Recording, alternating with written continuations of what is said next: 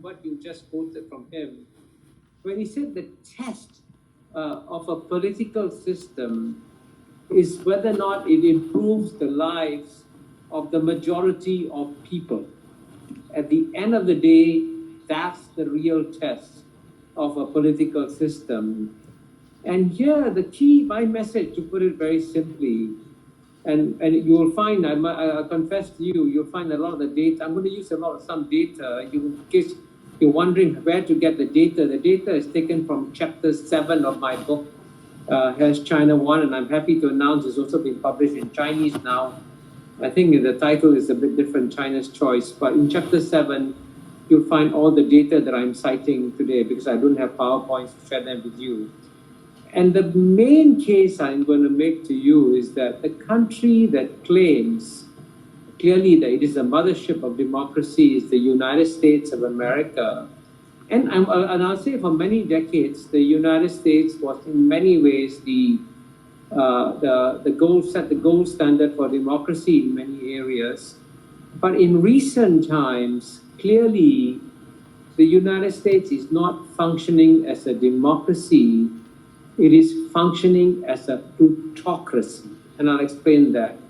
And I can tell you that many Americans themselves feel that something has gone wrong with their democracy. And just, by the way, just yesterday, literally, I mean, just 24 hours ago, the Harvard University Kennedy School's Institute of Politics came out with a new poll showing that 52%, more than half of the young people in the US believe that the country's democracy is either in trouble or a failed democracy, and only 7% said that democracy in the United States is healthy.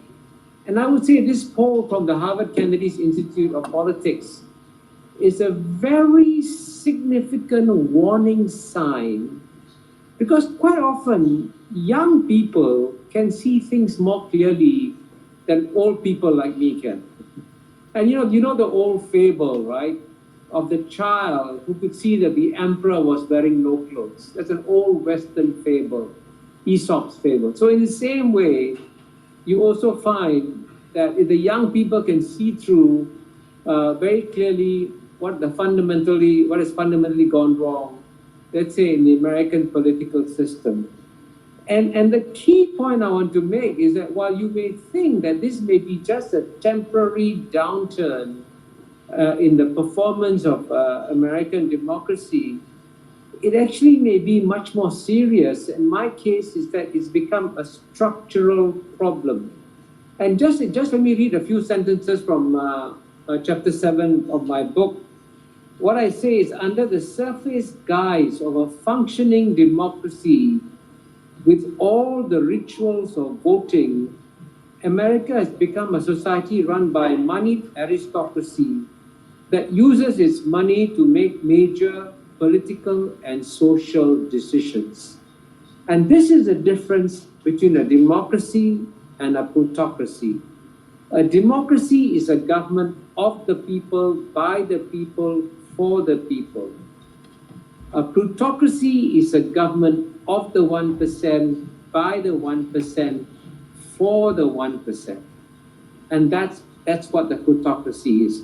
And what is actually quite shocking about this development in the United States is that America's greatest political philosopher in the last 100 years is a man I actually met in Harvard. His name is John Rawls, and I wrote my master's thesis explaining the concepts of freedom and equality in the writing of John Rawls.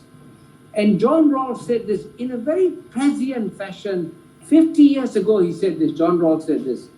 He said, the liberties protected by the principle of participation lose much of their value whenever those who have greater private means, repeat, whenever those who have greater private means are permitted to use their advantages to control the course of public debate, unquote. So if money can control public debate, then money will take over the decision making.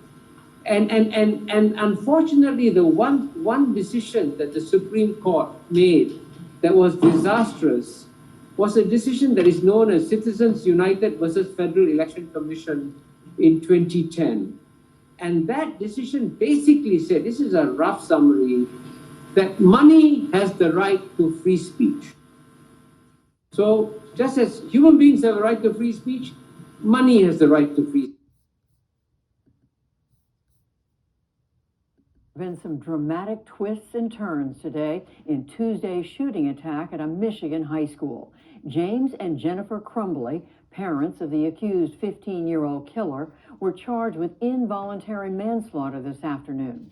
Soon after, authorities in Oxford Township declared them fugitives and launched a manhunt. Still later, their attorney said they had left town for their own safety, but were returning to face arraignment. John Yang picks up the story from there. Judy, the prosecutor, Karen McDonald, says the charges against the parents stem from what she calls egregious acts. She says the father bought the gun used in the shooting last week for his son.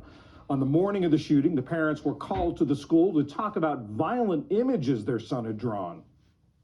James and Jennifer Crumbly were shown the drawing and were advised that they were required to get their son into counseling within 48 hours. Both James and Jennifer Crumbly failed to ask their son if he had his gun with him or where his gun was located, and failed to inspect his backpack for the presence of the gun, which he had with him. James and Jennifer Crumbly resisted the idea of them leaving the school at that time, of their son leaving the school at that time. Instead, James and Jennifer Crumbly left the high school without their son. The prosecutor also said that the day before the shooting, a teacher reported that the accused shooter was searching for ammunition on his phone. Russ McNamara is the senior news editor for Detroit's NPR station WDET. Russ, thanks for joining us. What's the latest? As we've heard that there was a question of whether the parents were going to turn themselves in. Are officials confident that they are going to turn themselves in now? Well, I'm not exactly sure at this point because their attorney, Shannon Smith, says, yes, they left town shortly after the shooting for their own safety, and then we're going to make their way back for the arraignment. But the arraignment was supposed to be at 4 p.m. today. Oakland County Sheriff Mike Bouchard says the family is fleeing. The U.S. Marshals now, within the last hour, have said that they are now hunting for the couple as well as a fugitive task force here in the city of Detroit. So we still don't know where this family is. And whether they're going to show up. We also learned a lot from that prosecutor's news conference today. For instance, there is evidence she described that suggests that this gun was a Christmas present for this young man. Yeah, the child was there when the gun was purchased, and he essentially picked it out, and his father purchased it for him. Teenagers cannot own a handgun here in the state of Michigan. And so it would be a gift, and the kid took it to the range and tried it out over the weekend with his mom. And he also sort of showed it off on social media. Yeah, he did that as well. And he was very active on social media, and that was part of the case that Karen McDonald laid out today against the parents, that this kid had a thing for guns, combined that with the violent imagery in the drawing and the fact that he was searching for ammunition in class at school, all kinds of red flags along the way for both school officials and his parents. They should have known something was going on, I think. Russ, tell us more about that drawing. We learned details of the drawing and also the parents' reaction when the school tried to reach out to them to tell them that they had found their son searching for ammunition in class. Essentially, blood, stick figures, and help me in this drawing. And given the fact that he was just given a gun days before, the parents at that meeting on Tuesday morning saw no reason to take their kid out of school. The school recommended that the child seek psychiatric help within the next 48 hours. The family opted not to do that. And so the child there with the backpack in the room, the backpack was not searched. He goes back to class, and later the shooting happened. And the day before, a teacher spotted him searching for ammunition on his phone. They reached out to the parents, and what happened or what didn't happen? Well, the mom basically texted her son saying, LOL, I'm not mad, just don't get caught next time, which is, I don't know, kind of surprising to say the least, that given all of that information, the parents still decided to do nothing on Tuesday morning. And Russ, as I understand it, the parents never responded to the school's calls or No. messages about this. It wasn't until the second call that morning that they both went in and met with school officials and their son at the same time. And then after the shooting happened, both parents texted their son and told him not to do it. The father went home and then called 911 after he realized that the gun was missing.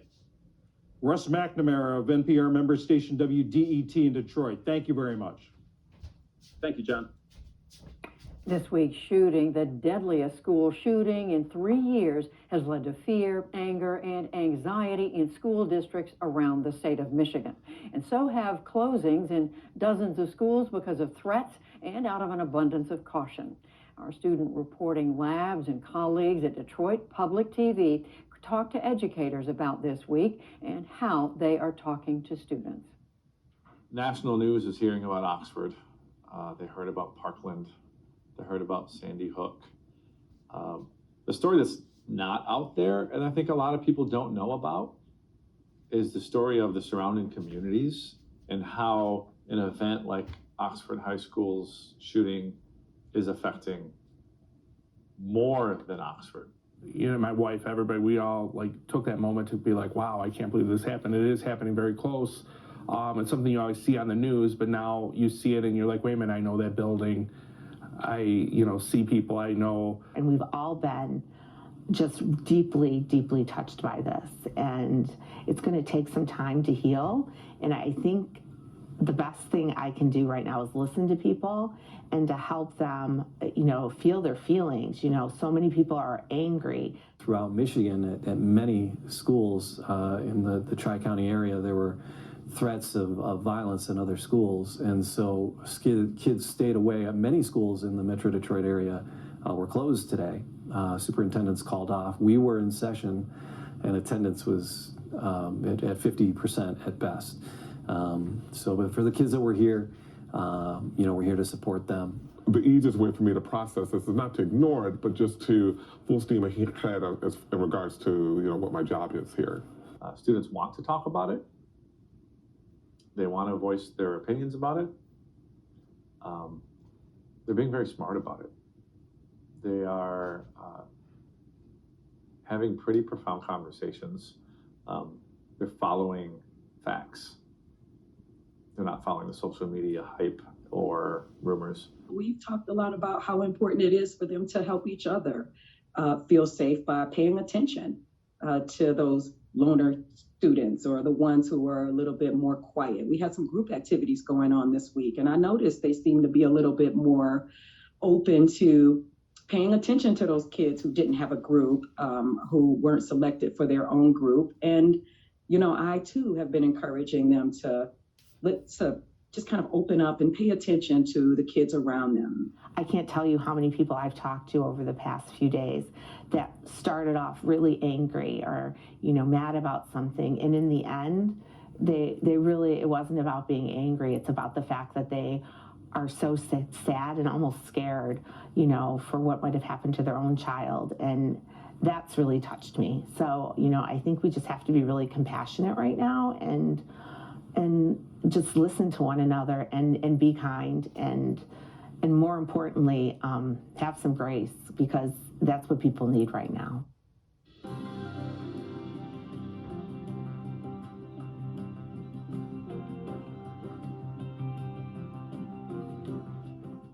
I'm Stephanie Simon.